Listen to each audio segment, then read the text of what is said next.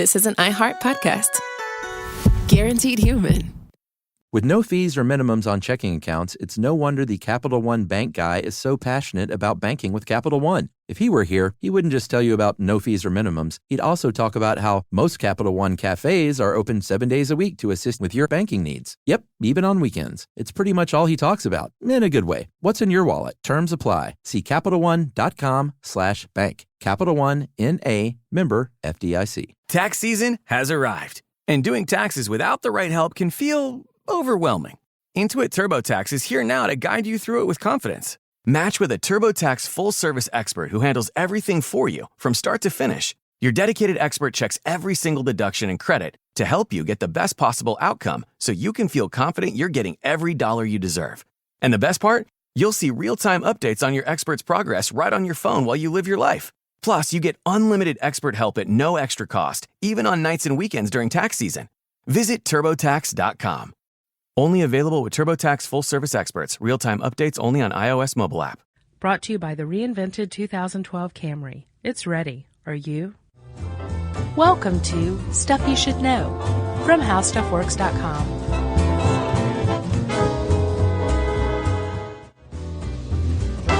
Hey, and welcome to the podcast. I'm Josh Clark. There's Charles W. Chuck Bryant. We're about to talk about mirrors. Nice setup. Succinct, huh? Uh-huh. How are you? Were you into mirrors growing up? Now that we said, I did it succinctly, we're going to just blow like 3 minutes. Yeah, right. No, I was asking you if you were into mirrors growing up. Into mirrors growing up? Yeah, I mean, doesn't every kid go through a phase where they're like very obsessed with their looks and mirrors and things?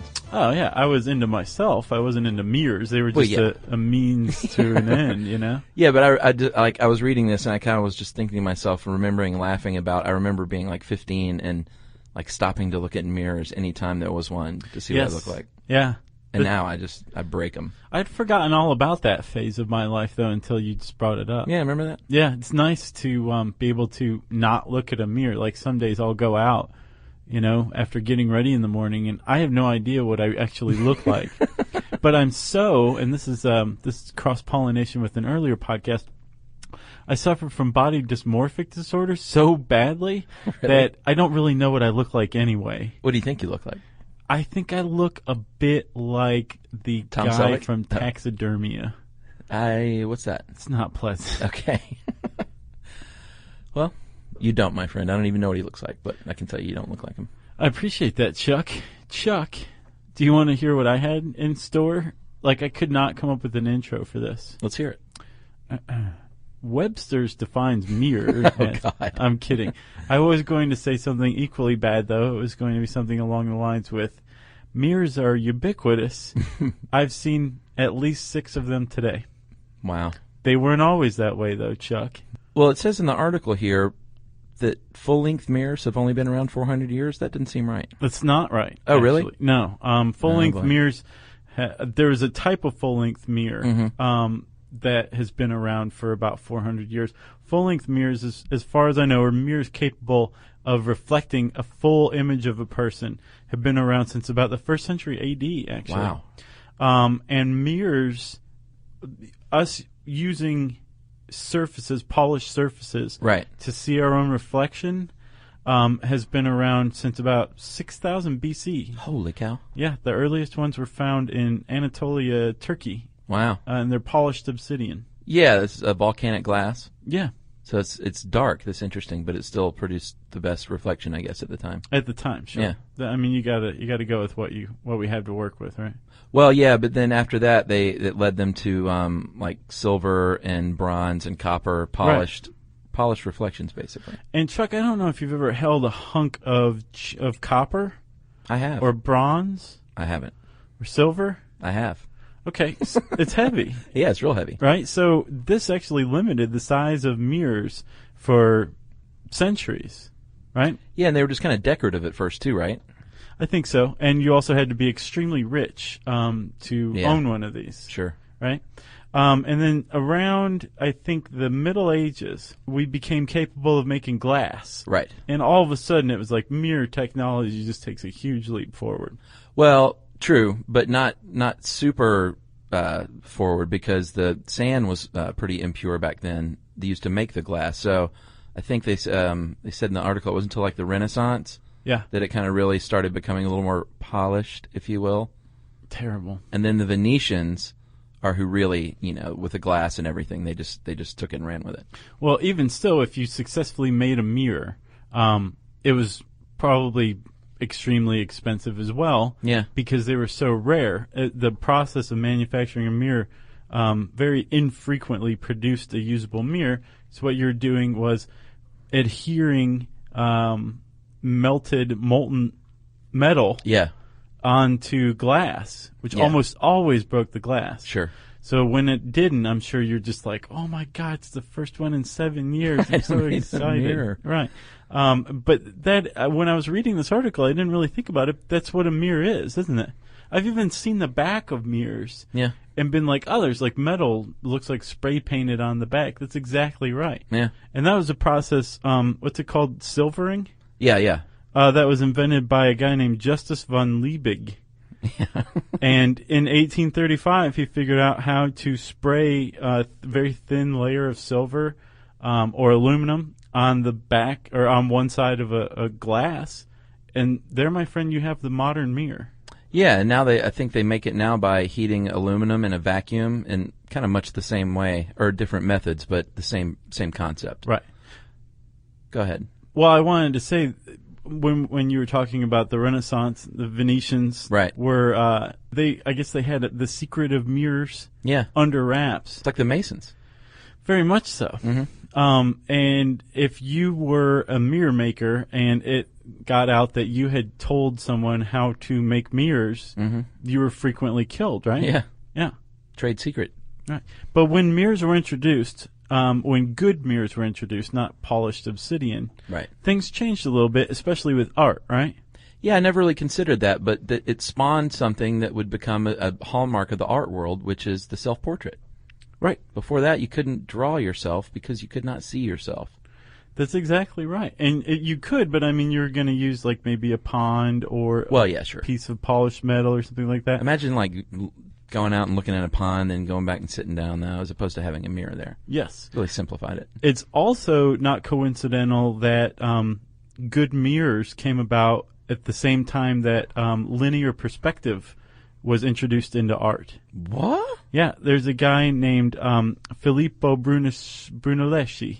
Filippo Brunelleschi? Nice, Chuck. Thank you for doing that.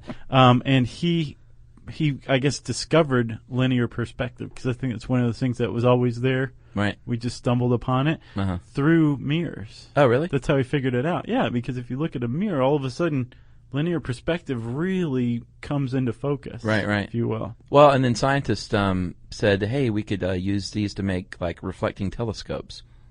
And that was, what year was that? That was a long time ago. The first reflecting telescope was invented by a guy named James Bradley in 1721. Wow. Just off the top of my head. Very, very well done. And the mirrors were also used by a very, very famous early scientist named Archimedes, supposedly. Yeah. I wrote an article on Archimedes' death ray. Oh, did you write that? Yeah. Did you ever read it? I did, back a while ago, just out of interest. How about that? Thanks a lot, man. Sure. Did you see in it I can't remember, it was one of the Ivy League schools. They tried to set things on fire with this system of mirrors that Archimedes Well, MIT did. used. That's who it was. And they succeeded. Yes. And the Mythbusters claimed it was busted. Like, they set a small fire, but I think they busted it because they said it wasn't enough to, like, sink a ship. Yeah. But MIT, I mean, they caused quite a fire on that boat. Sure. And of course they had, I mean, I saw the setup online today. It was pretty massive. Yeah. I don't know if Archimedes had that kind of technology. Or at least that many mirrors at his disposal. Or maybe he did. And plus I think they used pretty good mirrors too. Yeah. Well, it was legend though. They don't know if the Archimedes thing is true, right? We know that he invented the water screw, and that saved countless lives. What's that? It's a way to deliver water from the ground topside. Oh, really? Yeah. Cool. You'll have to check it out. Smart dude. So, Chuck, we now know the comprehensive, broad strokes of the history of mirrors, right? Yes. Let's talk about mirror physics. We work for HowStuffWorks.com, which means we're pretty much obligated to discuss the physics of whatever we're talking about anytime it applies, right? That's true. And mirrors are definitely one of those times. Yes. So, Chuck, take it away. Well, I can cover the first part because it makes sense to me. The law of reflection, Josh says that when you bounce a ray of light off a surface, it bounces back off in a certain way. And it is the angle of incidence is when it comes in, the angle of reflection when it bounces off. Right. And it matches. So the way they pointed it out in the article, which makes sense to me, is like at sunset, the sun's very low on the horizon, so it bounces off at a low angle. Or approaches the water at a low angle, like at a lake, let's say. Right. Then it bounces off of that lake at that same low angle, like right into your face. Right. But that's why it seems brighter. If the sun's overhead, though, yeah, the sunlight is coming down onto the lake, and Yeah. it's reflecting back up, basically over your head. Yeah. You're looking at a horizontal angle, pretty much. Right. And this is happening on a vertical angle. Yeah, that's why you'll get like more glare at a sunrise or a sunset scenario. Right. And what you're saying, the angle of incidence equals the angle of reflection, right? Indeed. If you take if a beam of light is shot at a 90-degree angle, or no, let's say a 80-degree angle, it's going to bounce off at an opposite 80-degree angle. Right. So both are at 80 degrees, but if you look at the whole thing, the incidence and the reflection, it's going to cover 160 degrees, right? Yes. Right. All right, so that's the first part. That's how that explains how light reacts with a reflection. And that's with a smooth surface. With most things, like, say, look at my hand, man. Take a look at these hands. Yes. The light that's bouncing off of them, what's giving us the ability to see these huge, awesome hands. Right. Your hands aren't huge. They're not huge, are they? No. Are they smaller than average size? No, they're bigger than mine. I got small hands. I wouldn't say you have small hands. Let's see. Yeah. No, those are totally normal. I don't have hair on the back of my hands either. I've got hair on my first knuckles. Yeah. Robin Williams.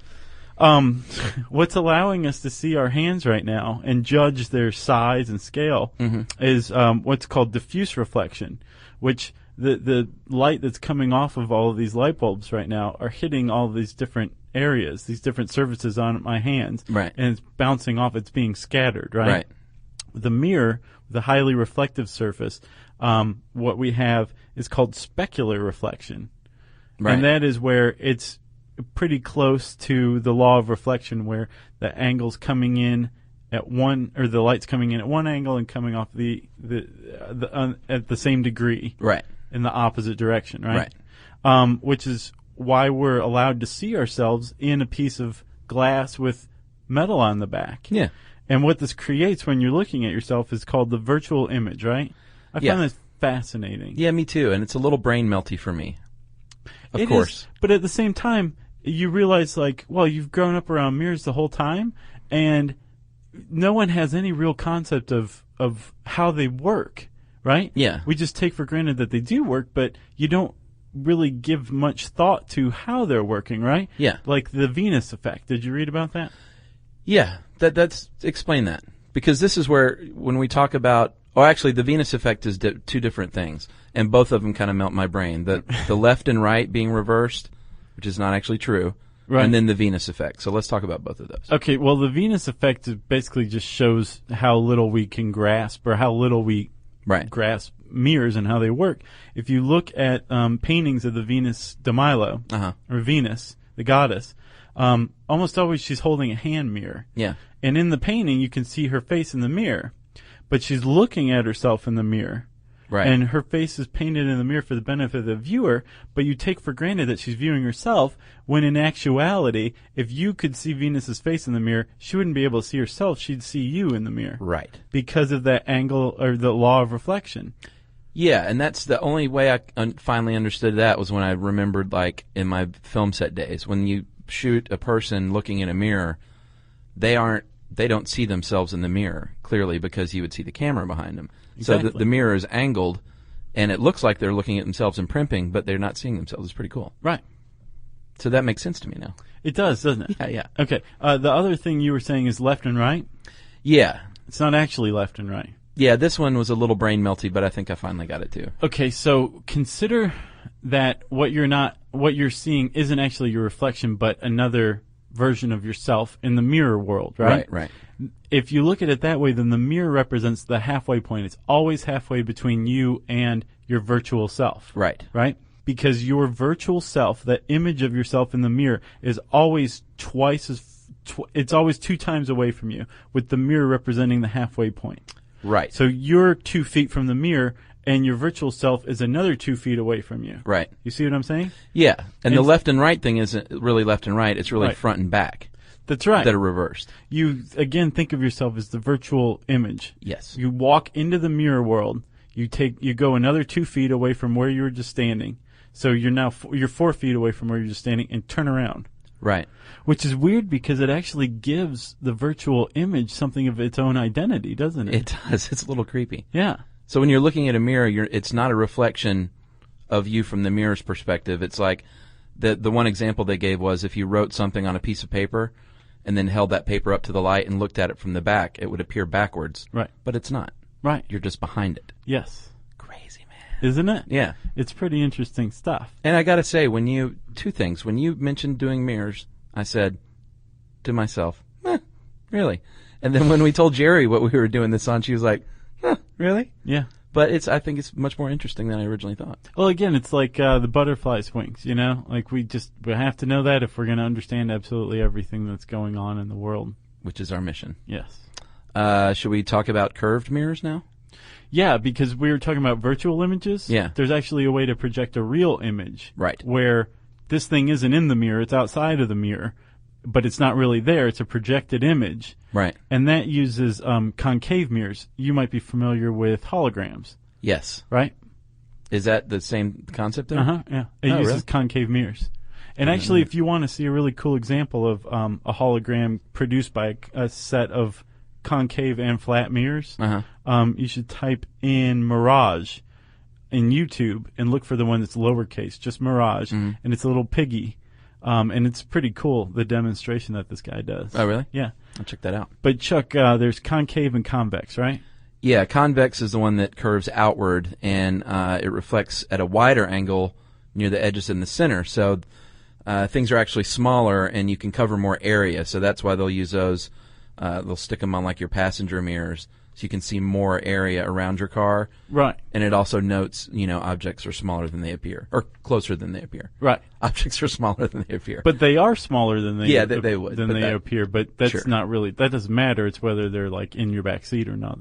Yeah, and they actually there have been rumors over the years that department stores put convex mirrors, slightly convex mirrors, in their changing rooms to make you like appear taller and thinner in the clothing that you try on. Remember that Seinfeld where Elaine like buys that dress and she figured out that they had a skinny mirror, and I think like Barney's or Bloomingdale's or something. Yeah, I forgot about that. Yeah. I don't know. I think that's probably urban legend, but who knows? Chuck, the other one, like we said, was concave, converging. We use those for holograms. They also use that to light the Olympic torch. Yeah, I didn't realize that either. I think that's a nod to Archimedes, too. Probably so. You're probably a little more acquainted with convex mirrors. No, concave mirrors for like shaving or those horrible mirrors that show your like hair in detail. Dude, those are awful. They really are. Don't ever look in those. Non-reversing mirror, which really is pretty simple. It's just 2 mirrors perpendicular to each other, right? Yeah, and the deal is with that, they meet at the angle, and so you technically can see a non-reverse image, but you've got that line running down the center of you. Right. They don't make like a flat, single non-reversing mirror. No, they don't. I think it's physically impossible. Yeah, it's not like they don't make it, like they're not interested. It just can't be done. But what's funny is there's a guy named John Derby who has a patent, or in 1887 when he was alive, he had a patent for a non-reversing mirror by sticking 2 mirrors together. Yeah. I could get a patent for that. I could fill out the patent application for that. You could? Yeah, it's like take mirror A and stick it perpendicular to mirror B. Right. There, give me my patent. Well, but then John Derby's family would come after you. Hopefully it ran out by now, just for simpleness. Josh, 2-way mirrors, as seen in every cop shakedown movie ever made. Yes. Now, this is fascinating, Chuck. How does a 2-way mirror work? Well, it's really pretty easy. It's just it's the same concept of a mirror, but it's a very thin, it's very much a lighter reflection, the material they use. And the coated side, when it faces the lit room, some of the light reflects and some goes into the dark room behind it. Mm-hmm. So basically, like you can only see one way. Right. Because of the light, mainly. Right. So it's just like very thin reflective surface where if you're not lit, if you turn on lights in both rooms, you'd be able to see through that reflective surface, right? Yeah, it's all about the lighting. Yeah. And that's a movie. There's several movie mirror things that are done in like every movie, and that's one of them with the cop movie. And inevitably, the person getting questioned will always walk right up and like be staring into the face of the person on the other side that they can't see. Right. And then the other favorite of mine, which one of the SNL shorts aped, was the classic horror movie scene where you look in the medicine cabinet in the mirror, and then you open the medicine cabinet, and then you close it, and the dude is right behind you. Yeah. That's a classic. It is. There's again on YouTube, I think there's a montage, like a 4-minute, 20-second montage of that being used over and over and over Hundreds of times, again. dude, and it still gets people. Yeah. But now the whole spin is to do that, and then there's not someone there, right. And then they'll turn around, and that's where they are or something. Yeah. Just jerking the audience around. That's in there, too. Oh, it is? Uh-huh. Yeah. Yeah, it's not just people closing. There's someone saying there's ones where they're not standing there. Yeah. I love those movie conventions that are... the other one, too, is it doesn't have anything to do with mirrors, but the scene where someone is searching for the files in the person's office after dark, and, they're coming up the steps, and they open the door, and you're like, they're pinched. And then they open the door, and the person's gone, and there's like a window open. Right, and it's just like the curtains gently blowing. Hundreds and hundreds of times it's still done, yet I'm still like, oh my gosh, here they come. What about Poltergeist? That great classic mirror scene where the guy's picking at that little blister and ends up pulling his whole face off. Yeah. That's pretty creepy. Yeah, classic. Thank you, Toby Hooper. Did he make that? Yeah. Oh, God, that's right. Yeah, Spielberg he produced it, right? That's right. I always think he directed that. What else, Chuck? Well, there's some superstitions around mirrors in folklore. Summoning Bloody Mary by saying her names 3 times in a mirror, or Candyman if you're Candyman. Yeah, a little more recent. That's a good one. Breaking a mirror, supposedly bad luck because for 7 years, because they believe that the soul regenerates every 7 years. Yeah, that explains it, doesn't it? Yeah, and that's why vampires have no soul. That's why they can't see themselves in mirrors. Mm-hmm. And a couple of them I haven't heard of are if you give birth and look in a mirror too soon afterward, you will see ghostly faces peek out from behind the reflection. Right. I'd never heard that one, had you? No. I had heard of sitting Shiva, though. Yeah, what's the deal with that one? Well, if you're Jewish and somebody dies, part of the mourning process is to cover all the mirrors in the house. Did it say that in the Talmud? Shut up, Chuck. Also, we have gotten conflicting information about whether or not it is taboo among Judaism to be cremated. Did you notice? Yeah. And I'll stand behind what we found, which was that Reform Jews will do it, but it's still not like encouraged. Right. But it is actually forbidden in the actual Jewish text. Right. So there. Fine. Is that it? I think that's about it. New Year's Eve, right?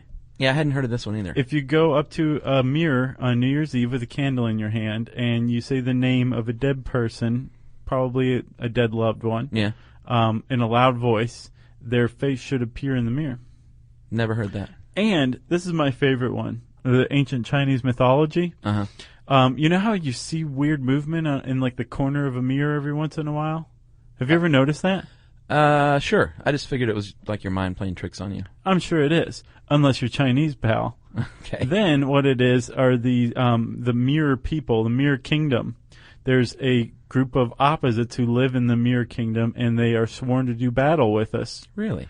Yeah, and if this were Norse mythology, we'd lose. Creepy. And we may lose in this case, too.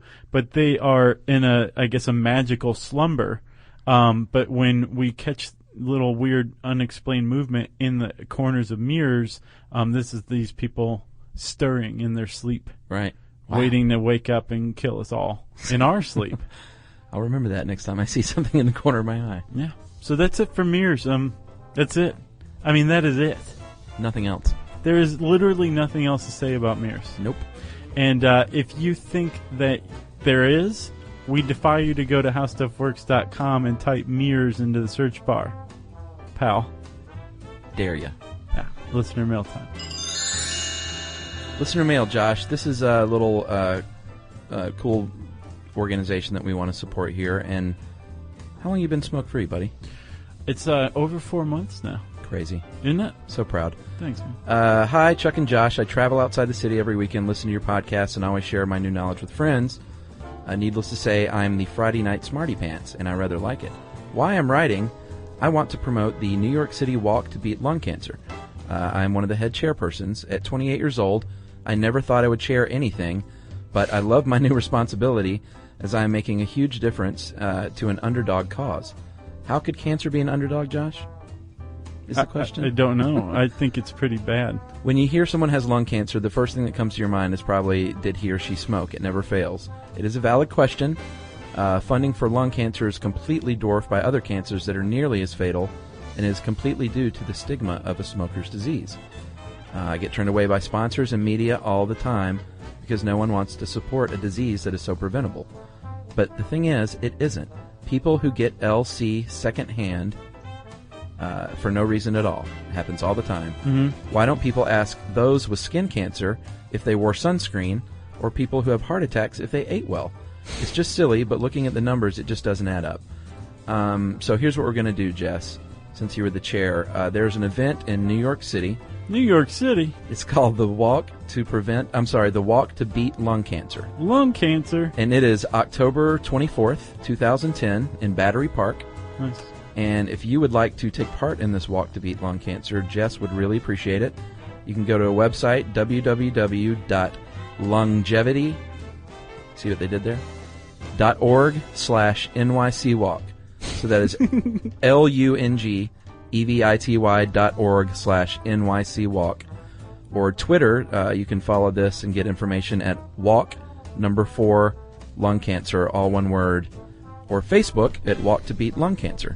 And Jess would appreciate your participation. So our New York City buddies that we met while we were there, spread the word and get out and walk. Yeah, that's awesome. Yeah. And if you're one of those people who poo-poos lung cancer or helping battle lung cancer, yeah, maybe it's time you took a long look in the mirror because you could be a jerk.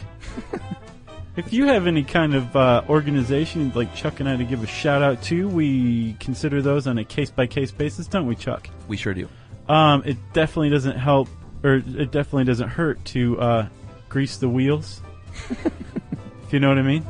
And we're not talking about cash prizes. No, we can't legally do that, can we? No. You can tell us about your organization in an email. Just send it to stuffpodcast@howstuffworks.com. For more on this and thousands of other topics, visit howstuffworks.com. Want more How Stuff Works? Check out our blogs on the howstuffworks.com homepage. Brought to you by the reinvented 2012 Camry. It's ready. Are you? The NFL playoffs are here, and Wild Card Weekend powered by Verizon is in full swing. Man, it all comes down to this. The stakes are high, hopes are higher, and everything is on the line. My goodness! It's win or go home, and every moment counts on the road to Super Bowl 60. It's a touchdown! Wild Card Weekend powered by Verizon. Through Monday. Visit watch.nfl.com for the full schedule. These days, it seems like AI agents are just about everywhere you turn, every field and every function. But without identity, you can't trust they'll serve your business instead of jeopardizing it. Fortunately, Okta helps you get identity right by securing your AI agents' identities, giving you a single layer of control, a single standard of trust. So whether an AI agent supports a single user or your entire enterprise, with Okta, you'll turn risk into opportunity. Secure every agent. Secure any agent. Okta secures AI. This is an iHeart podcast. Guaranteed human.